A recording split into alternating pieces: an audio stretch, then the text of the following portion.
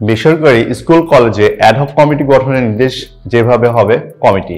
আওয়ামী লীগ সরকারের পতনের পরপরই দেশের সব বেসরকারি শিক্ষা প্রতিষ্ঠানের গভর্নিং বডি ও ম্যানেজিং কমিটি ভেঙে দিয়েছিল শিক্ষা মন্ত্রণালয়। কমিটিবিহীন 3 মাসে শিক্ষা প্রতিষ্ঠানগুলোতে বিভিন্ন ধরনের সমস্যা তৈরি হচ্ছে। সেই সমস্যা সমাধানে বেসরকারি শিক্ষা প্রতিষ্ঠানে অ্যাডহক কমিটি গঠনের নির্দেশ দিয়েছে শিক্ষা মন্ত্রণালয়। গত সোমবার শিক্ষা মন্ত্রণালয়ের মাধ্যমিক ও উচ্চশিক্ষা বিভাগের এক প্রজ্ঞাপনে শিক্ষা বোর্ডগুলোকে এই নির্দেশনা দেওয়া হয়।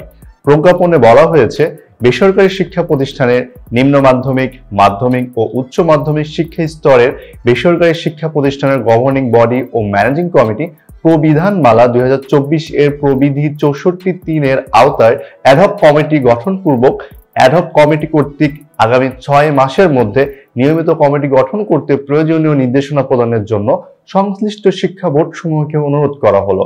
ক. সভাপতি মহানগরীর ক্ষেত্রে জেলা প্রশাসকের সঙ্গে আলোচনাক্রমে শিক্ষানুরাগী ব্যক্তি, খ্যাতিমান সমাজসেবক, জনপ্রতিনিধি অথবা কর্মরত বা অবসরপ্রাপ্ত সরকারি কর্মচারী। খ. শিক্ষক প্রতিনিধি জেলা শিক্ষা কর্মকর্তা কর্তৃক মনোনীত সংশ্লিষ্ট বেসরকারি শিক্ষা প্রতিষ্ঠানের শিক্ষকদের মধ্য থেকে একজন শিক্ষক। গ. অভিভাবক প্রতিনিধি জেলা সদরের ক্ষেত্রে জেলা প্রশাসক কর্তৃক এবং উপজেলার ক্ষেত্রে উপজেলা নির্বাহী অফিসার কর্তৃক মনোনীত একজন অভিভাবক।